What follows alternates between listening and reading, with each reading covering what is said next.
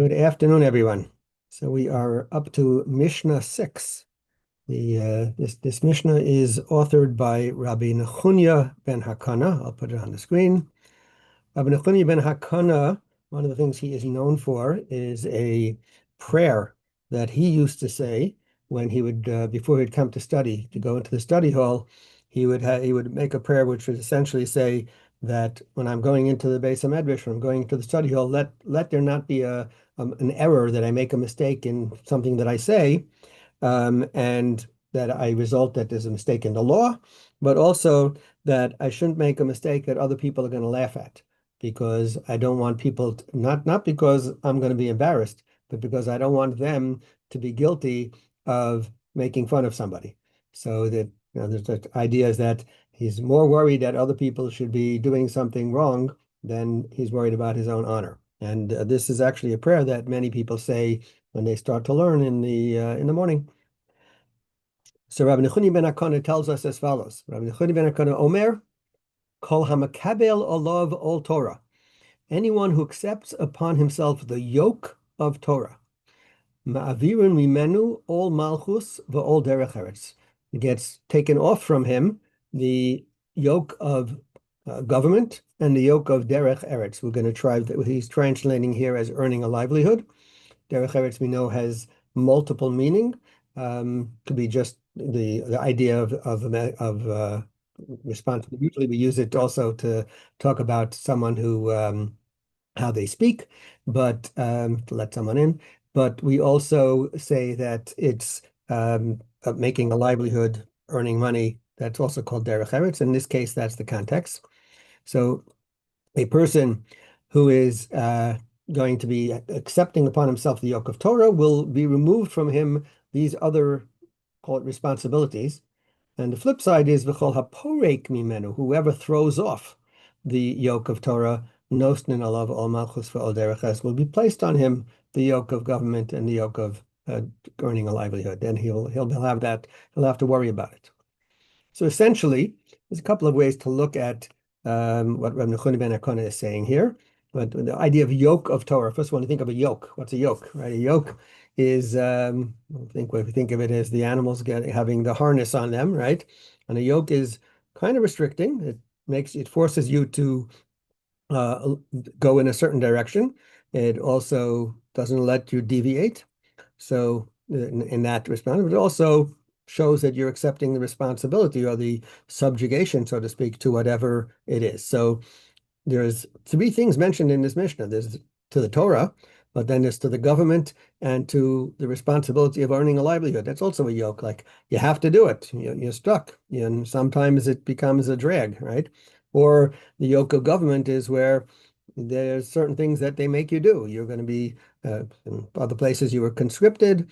And it could be a draft, but it could be stronger than a draft. Like, in our modern times, we have maybe a draft, but in the olden days, the conscription into the army was more of a sentence rather than you're just being in the army.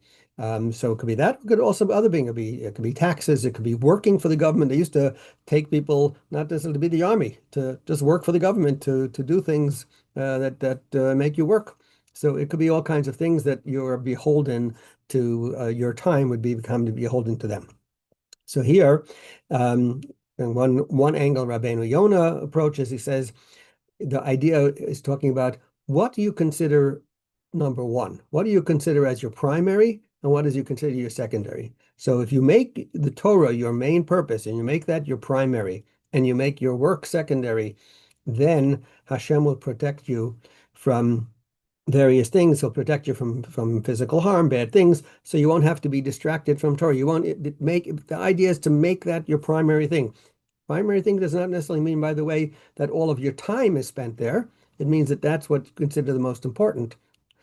So if you do that, then you'll be freed up from these other things. The king is not going to, or the government is not going to make you do certain things. And when it comes to making a living, so we know there are different ways to make a living. One is you have to work very hard for long hours. Another way is you can work for a shorter amount of time and still make the same amount of money. Sometimes depends. Sometimes it's a matter of being in the right place at the right time, yes, etc. Hashem can make it happen. And therefore, Hashem will make it that it'll be easier for you to earn a living. You won't have to work as hard. And also, he has another ingredient, which is you will be happy. You'll be sameach bechelko. You'll be happy with what you have, because that's another factor. If a person always wants more, then you have to work harder to earn more because you need more. But if you're happy with what you have, so I don't have to go earn $500,000. I'm happy with 50,000 or 80,000, whatever it is I need to live on. I'm going to make do with it. Then I'm satisfied. And part of that is a mindset, but Hashem can help you in a sense to work with that mindset. Flip side, according to Rabbeinu Yonah, is if you think you're going to spend all your time on trying to earn more money and not put that time into Torah study, so then Hashem is going to arrange that, yeah, you're going to have to work harder. He may make it harder for you to earn that living, or give the government put some restrictions on your time, etc. And it'll be harder for you. There's a famous verse in Koheles, Ohev kesef lo yisba kesef. Someone who loves money will never be satisfied with the money, right? The more you want, you always want more. And therefore, this person who that's what they're striving for, they're never going to be satisfied. They're always going to want more. They're never going to feel comfortable and restful. The different way of looking at it from the Tiferes Yisrael is that the idea of the yoke, he says, is a yoke is something that's placed upon you.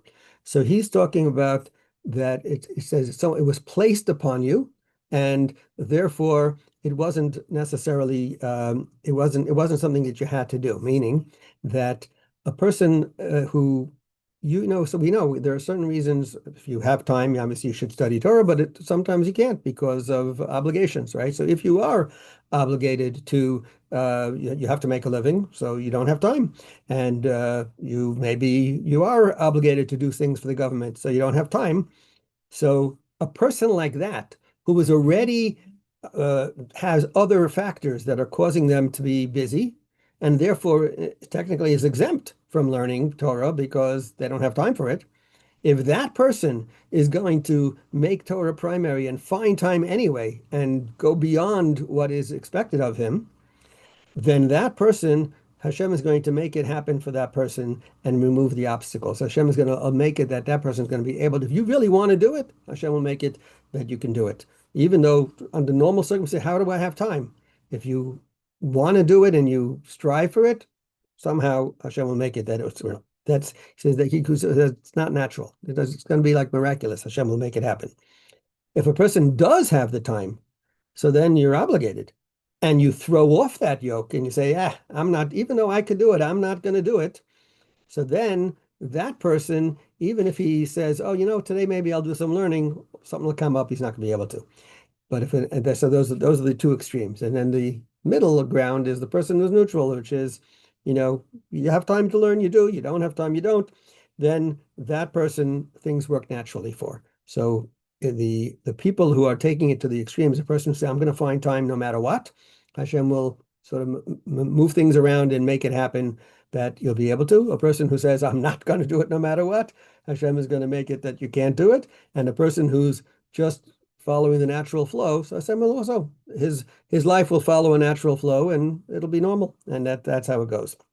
One more point for today, and that is the Mikveh Yisrael. Another commentary points out that the yoke of Torah to bear the yoke of Torah could also be you take responsibility, not just whether you're doing for yourself, but you take responsibility to support Torah institutions, etc.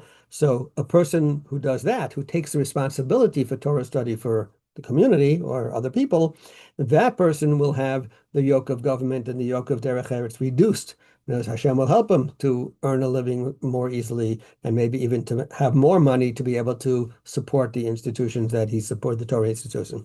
And the same idea, the flip side would be true as well, that if a person who has the ability to do so and doesn't do so, then Hashem will make it that much harder for that person. And we'll hold it here for today. Have a great day, everyone.